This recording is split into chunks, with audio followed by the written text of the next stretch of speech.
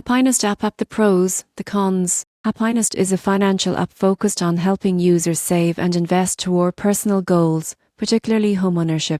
But is it right for your financial journey? Starting with the pros. First, goal-based investing. Users can set targets like buying a home or funding education, and the app automatically suggests investment strategies to reach them. Second, simple interface. HappyNest makes tracking progress and contributions easy, even for beginners. Third, educational insights. The app provides tips on saving, budgeting, and investing to help users make informed choices. Now, the cons. One limitation is limited asset diversity. The platform focuses mainly on its and low-risk investments, so it may not suit investors seeking aggressive growth.